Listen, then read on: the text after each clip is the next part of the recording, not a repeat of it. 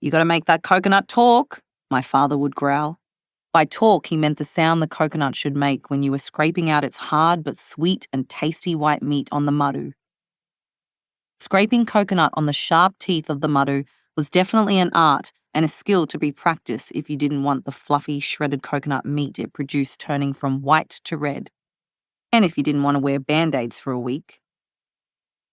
It was the 1970s when we dared suggest to Dad that there was probably a labour-saving home appliance that could do the job. After all, Mum had a mixmaster for baking, so we didn't have to spend time and energy slaving over hand beaters anymore. I've not travelled back to the Torres Strait. I am proud to say that I am a Torres Strait Islander. I was lucky and fortunate that I was raised in my culture and heavily influenced by my late father. Raised on Bakic Beach, I was taught by my father about our amazing Torres Strait Islander culture, especially our connection to the sea at an early age. Dad was one of a kind and a trailblazer in displaying our amazing culture in North Queensland and interstate. My earliest recollection of Dad is that he was tall and lean, but solid in build, probably from the good island diet he consumed. He was the perfect dad, funny and kind. He always looked at the brighter side of life. His smile and laugh would light up a room. Dad's last paying occupation, I recall, was that he was employed as a high-voltage electrical linesman for the Queensland Electrical Commission from 1982 to 1991, and he was the first Indigenous linesman in the state. I was born and raised on Waibeni, Thursday Island, in the Torres Strait. My tribal groups are Wagadagam, Mabuyak Island in the near-western part of Torres Strait, and Peudu, Erub Island, in the eastern part of Torres Strait. My totems are crocodile and frigate bird. My constellation is the shark, and my wind is the northwest wind. I knew him as a child of islander birth, at home on a beautiful island, the jewel of the coral sea. Frolicking on beaches and op magir, he loved to roam or mastering the art of sisi on the tallest coconut tree. Who was that boy? Apek Kebile, for all his tender years. Trekking the miles to school was always a familiar sight. Of Lamar and Lugle he boasted no fears.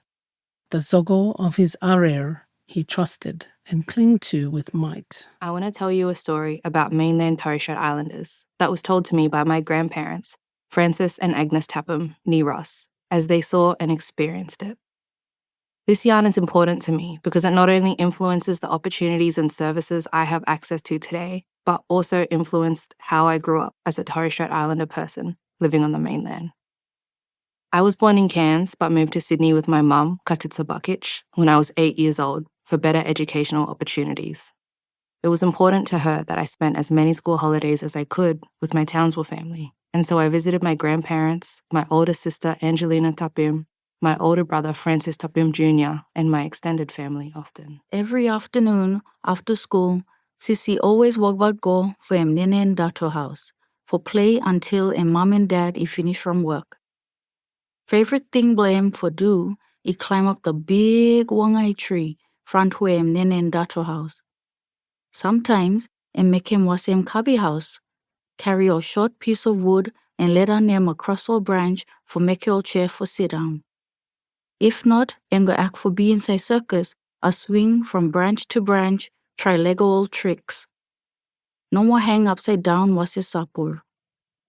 But this one day be go for Nene Dato house, and be pretend the big wangai tree be in pirate ship. I'm a little envious of other islanders who had the opportunity to grow up back home, on top, in the Torres Strait, and those who are raised with island custom on the mainland. In many ways, they play an essential role as the custodians and keepers of our culture. They also ensure the continuity of our practices, customs, knowledge and time-honoured traditions. Regardless of where we live and how we were raised, as Torres Strait Islanders, we will always remain bound and deeply connected through our ancestral roots and our continued ties to our island home.